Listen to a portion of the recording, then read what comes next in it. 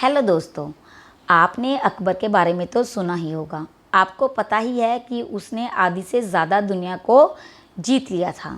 लेकिन जब वो अपने आखिरी समय में था, अपने आखिरी सांसें गिन रहा था, तो उसने कुछ चीज़ें बताई थी और उसकी कुछ इच्छाएं थी जो वो चाहता था कि वैसे हो, और उसकी इच्छाओं के अकॉर्डिंग ही हुआ। और वो इच्छाएं हमारे लिए जानना बहुत ज़रूरी है, जिससे हम अपनी ज़िंदगी का सही एक चलन आगे चला सकते हैं। उसकी पहली इच्छा ये थी कि जो हकीमों ने मेरा इलाज किया है, मरते वक्त मुझे उन्होंने सांसें देने की एक कोशिश की है, वही हकीम मुझे शमशान घाट तक लेकर जाएं, ताकि लोग ये समझ सकें कि आपको मौत को कोई भी हकीम या डॉक्टर नहीं टाल सकता।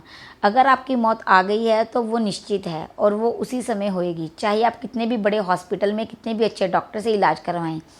गलती किसी डॉक्टर की नहीं होती, गलती आपके कर्मों की और आपके समय की होती है। दूसरी उसकी इच्छा थी कि उसने पूरी उम्र में जितना भी धन दौलत कमाया है वो सारा उसके मृत्यु से उसके घर से लेके शमशान घाट के रास्ते में बिछा दी जाए, ताकि लोग ये चीज़ को जान पाएँ कि कोई भी चीज़ आपके साथ नहीं जाती। आप कितना भी गलत करके पैसा कमाओ, कितना भी सही पैसा कमाओ, वो आपके साथ नहीं जाएगा। आपके साथ सिर्फ आपके कर्म जाएंगे, जिसका हिसाब भगवान करेगा।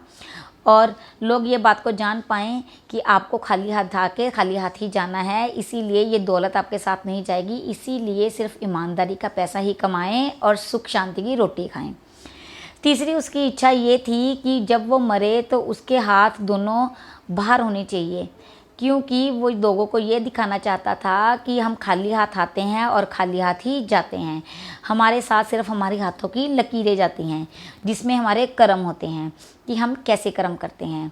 तो उसकी तीनों इच्छाओं ने हमें ये दिखाया कि हमें हमेशा सच्चे, अच्छे और ईमानदारी के रास्ते पर ही चलना चाहिए, क्योंकि अगर हम अच्छे कर्म करेंगे तो हमारे साथ अच्छा होगा, और अगर हम बुरे कर्म करेंगे तो हमारे साथ बुरा होगा।